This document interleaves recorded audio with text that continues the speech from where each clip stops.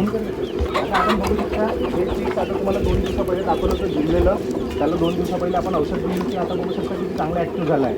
2 दिवसातच त्याला आपण पूर्ण ॲक्टिव्ह करून दिलं औषध देऊन. आता किती चांगल्या प्रकारे चारा खात आहे आणि चांगल्याने फिरत आहे बघू शकता. असं आपल्याला प्रॉपर अगर मॅनेजमेंट करता आली आणि प्रॉपर अगर सगळं बघता आलं आणि सगळ्या गोष्टीचे अगर आपण अनुभव असला आपल्याला तर आपण एक पण मॉर्टॅलिटी होऊ नाही देत. आपल्या इथे सगळ्या जितक्या पण कोंबड्या आहेत आपण सर्वांना चांगल्याने आपण सांभाळ करू शकतो.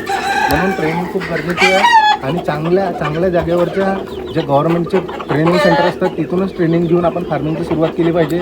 खूप लोक बघतात यूट्यूबवर व्हिडिओ बघून याचं त्याचं फार्मिंग बघून आपल्या फार्मला सुरू करतात. पण तेच सांगितलं तुम्हाला मागच्या व्हिडिओमध्ये पण 10 फार्म सुरू होतात तर 20 फार्म रोजचे बंद पण होतात. त्याच्या मागचं कारण तेच आहे.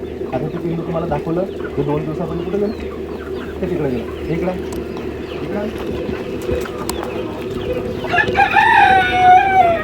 आता ते 2 दिवसा पहिले आपण त्याला औषध दिली होती. 2 दिवसामध्ये तो किती चांगल्या प्रकारे आता ॲक्टिव्ह होऊन गेला. स्वतः दाना खाऊन राहिला, पाणी खाऊन राहिलं, स्वतः फिरून राहिला, किती चांगल्या प्रकारे ॲक्टिव्ह होऊन गेला. तर अशा सगळ्या गोष्टी आपल्याला माहिती असणं गरजेचं आहे. नाही तर आपण अगर छोट्या मोठ्या 1-2 मॉर्टॅलिटीकडे पण अगर दुर्लक्ष केलं तर आपण कधीच फार्मिंगमध्ये सक्सेस नाही होऊ शकत.